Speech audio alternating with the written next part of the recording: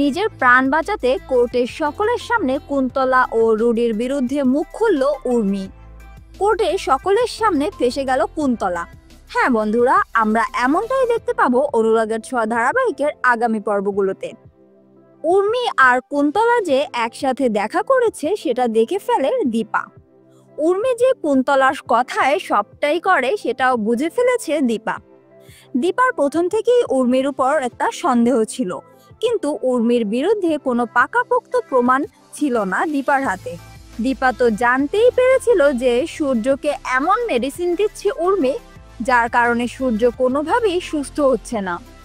দীপা বুঝে যায় কুন্তলার ইন্ধনে চলছে সবকিছু। সে সরাসরি উর্মির মুখোমুখি হয়ে বলে, তুই শুধু নয়, কুন্তলাও এই ক্ষতির পিছনে রয়েছে। কুন্তলা তোকে ব্যবহার করছে, বুঝে ওঠার আগেই সব শেষ হয়ে যাবে। দীপা হুঁশিয়ারি দেয়, যদি উর্মি কথা না শোনে তাহলে সে পুলিশের কাছে যাবেই।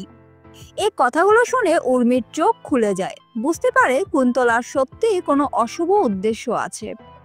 উর্মি দীপাকে জানায় এবার সে নিজের ভুল বুঝেছে এবং যা করবার নিজের ইচ্ছায় করবে। দীপাও জানিয়ে দেয় সেনগুপ্ত বাড়ির উপর তার আর কোনো দাবি নেই, কিন্তু অন্যের ক্ষতি যে বরদাস্ত করবে না।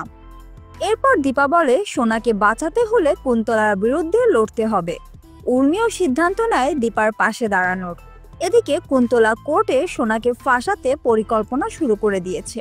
তবে পাল্টা চালে দীপা কোর্টে উর্মিকে হাজির করে এবং উর্মি নিজের প্রাণ বাঁচাতে কুন্তলার সব কুকর্ম কোর্টের সকলের সামনে ফাঁস করে দেয়। তো বন্ধুরা, এবার কি উর্মি সত্যিই কুন্তলার মুখোশ খুলে দিতে পারবে? সে কি দীপার পাশে দাঁড়িয়ে সত্যি প্রকাশ করবে?